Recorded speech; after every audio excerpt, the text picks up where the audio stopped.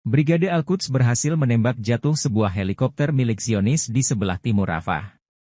Militan merilis video detik-detik penyerangan melalui akun Telegram pada Jumat, 21 Juni 2024. Rekaman memperlihatkan seorang militan mempersiapkan serangan hingga berhasil menembak jatuh helikopter.